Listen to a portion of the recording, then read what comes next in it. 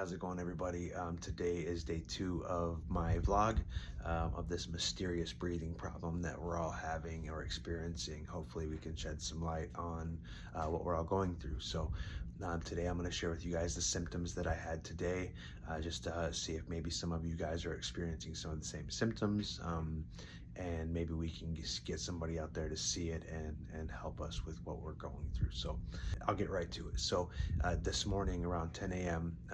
I was at work, and I started getting a very deep, sharp stabbing sensation, like there was a knife going into my spine around the thoracic region, which happens every day. I have spine problems, degenerative disc disease, degenerated discs. I have some bulging discs in the thoracic region. I do have some arthritis in my neck. So I think that's a lot of the problem. However, I don't think it's all of the problem. I think that the problems that I'm having is a bunch of them. So anyway, I started having this deep, sharp stabbing feeling in my spine around the thoracic region, right about underneath where the shoulder blades are. And then the more and more as the day went on, it started to radiate and get bigger and bigger, like underneath the shoulder blades, and around the rib cage, kind of like into almost underneath the diaphragm, on top of the diaphragm, or underneath the ribs somewhere. It was very, very uncomfortable. It gets very uncomfortable throughout the day, and the worse the pain got, the harder it was to breathe, or take deep breaths. My breathing is great, but taking that deep breath becomes almost impossible. I have to constantly try to sit myself up and push myself up to straighten my back out, to try to relieve the pressure from those vertebrae that are supposed to be like this, but that are kind of like this. And that will relieve the pressure, which sometimes I'm able to get a deep breath, sometimes I'm not. But I find myself doing that more and more.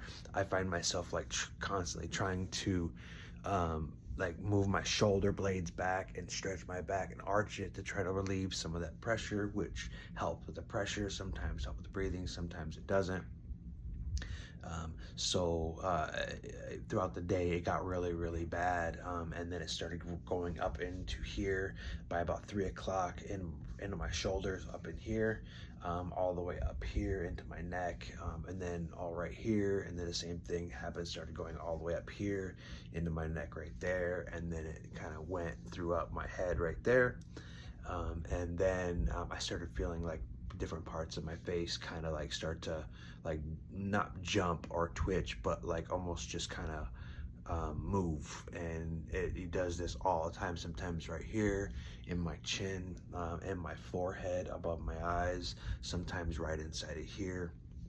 It always kind of starts to feel really, really weird, almost like the skin's tightening right here or in my forehead, but it'll feel like the skin is like tightening.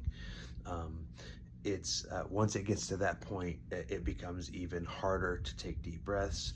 I found that laying flat on my back is about the only thing that will relieve the pressure from that, relieve the tension, where I'm able to take deep breaths. And I start doing the Buteyko breathing exercises, which is Buteyko exercises, to try to help feed that hunger for the deep breath.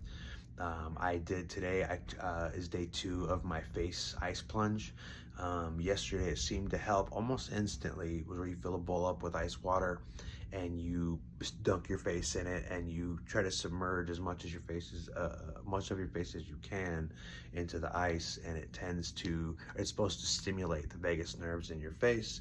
And it seemed like, and I don't know if it was just because of my position of sitting down, there was no pain in the back, but it felt like it automatically kind of lifted that tension off, and I was able to take deep breaths for about 20 minutes, and then it stopped, and it kind of went right back to it.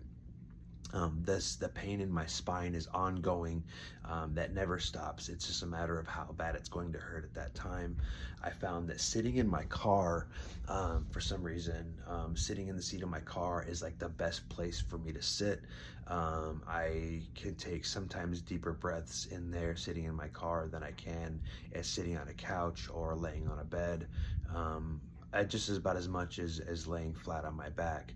Now, throughout the day, again, I try to roll my neck a lot, try to stimulate those nerves here, or maybe it's the vagus nerves from where the base of the skull is down. And when I roll my head back like this, you can almost feel that something popping and or like flicking, like a guitar string is being popped or flicked, you know what I mean? So but sometimes when I do that, it also helps with breathing, taking deep breaths. Today, in my left part of my diaphragm, it started, and I felt like it was my diaphragm, it had to be my diaphragm.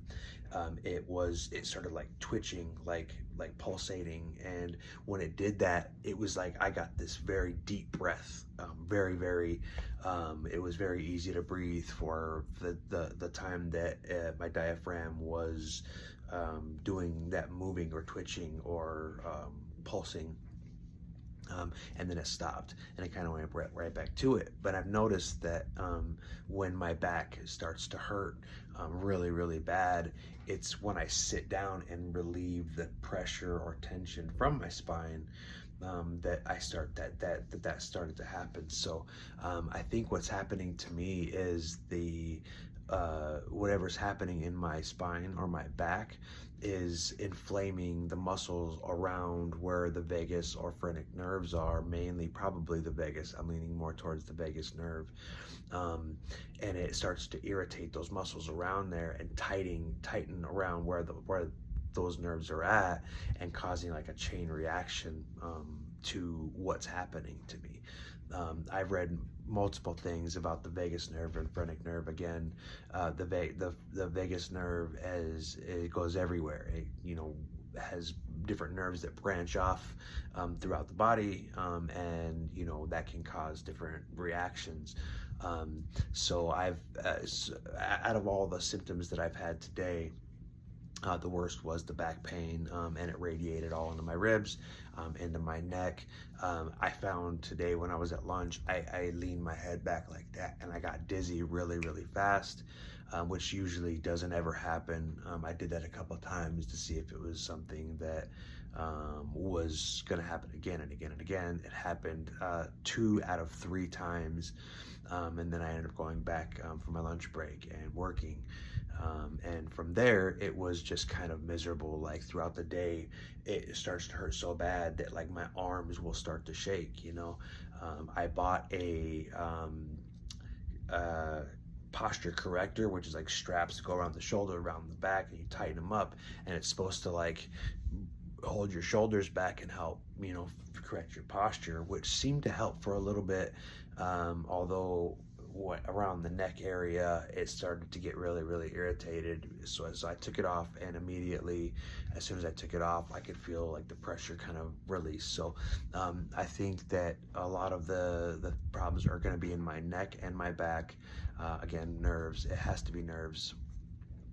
I've been to Honor Health to get multiple images done, and they all came back normal. The images that I've had done complete from the time this started till now, I have gotten 3 endoscopies to see if it was my GI system, and it was not. I have gotten multiple x-rays, which is just shown like the degenerative discs and bulging discs. I've also got x-rays for pulmonary, 0 scar tissue, so it's not COPD, it's not emphysema. I was a smoker a long time ago. I smoked for a long time. I quit about 2 years ago. Thankfully I have, again, healthy lungs, very healthy lungs. So it's definitely not pulmonary, or at least my lungs. It's definitely not GI. It's not cardio. I've done multiple EKGs. They said the only thing that they found was a low heart rate, or a low blood pressure, which is sometimes not normal, but could be normal. It kind of depends, I guess, on the person. my breathing right now, as I'm sitting in this chair, I'm able to take some deep breaths, but as soon as I stand up, again, as soon as I start to feel that pressure in my back, that stabbing sensation that just doesn't go away, it tends to not, and I have to try to lay it flat on my back, put my hands behind my head, and like lay so back that that it like stretches it, and sometimes that helps give me a deep breath, and sometimes it doesn't. So far, I have my appointment with the neurosurgeon in July.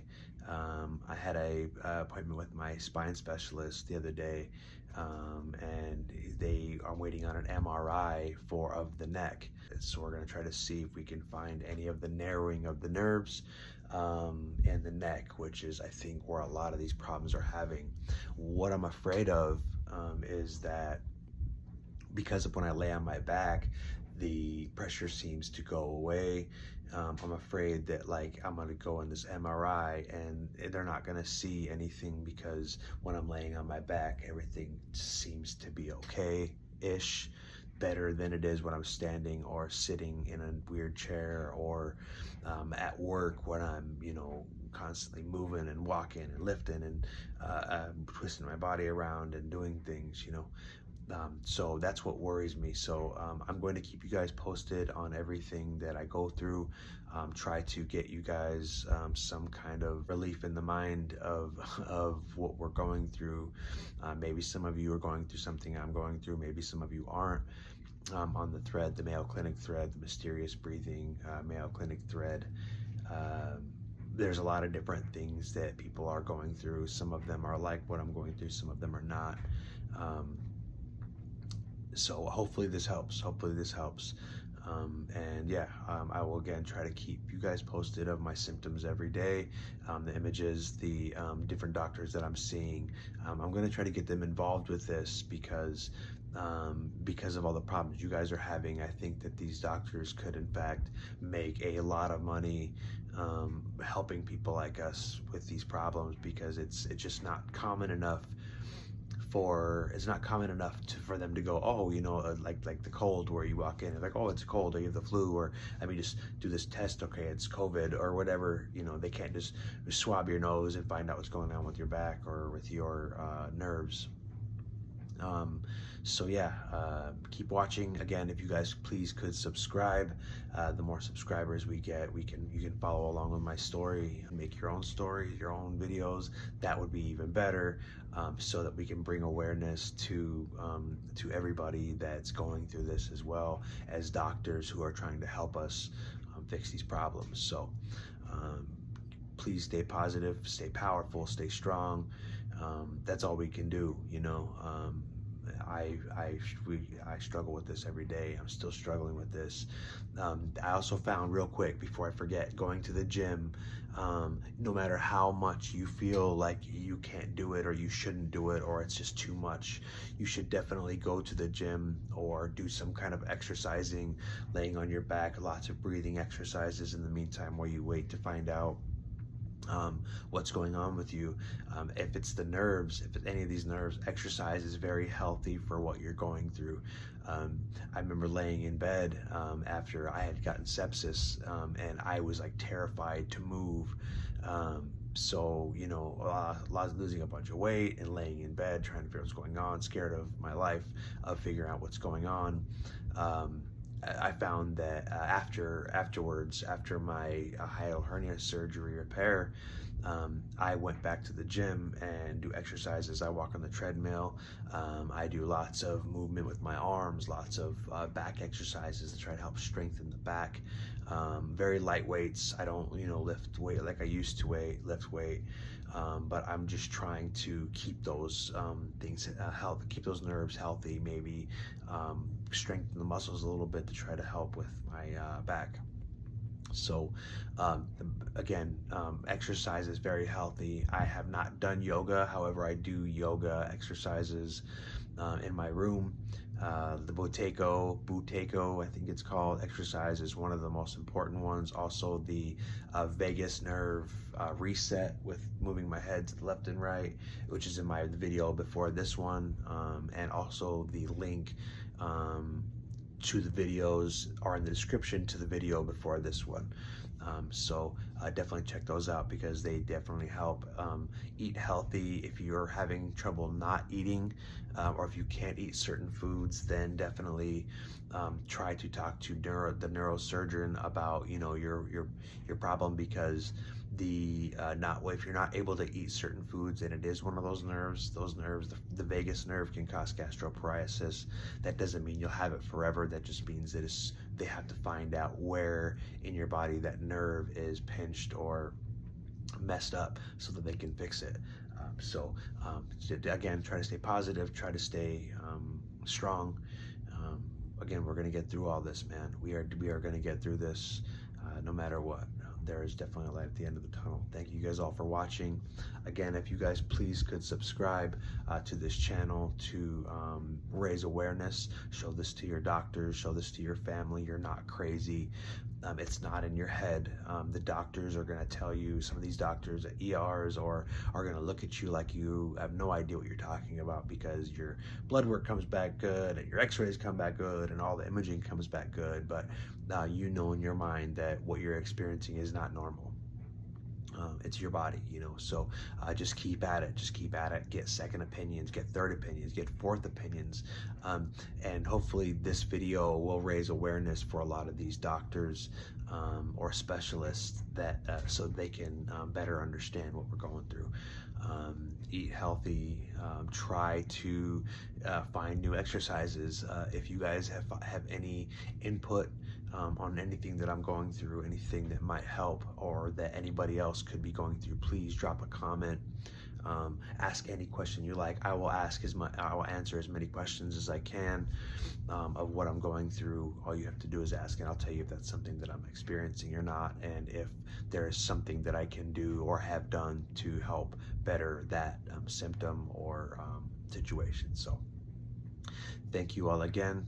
I will talk to you guys probably. I'll try to make another video tomorrow night. I'm going to try to make symptom videos of my symptoms each and every day, not just for you guys, but for myself, for my doctor.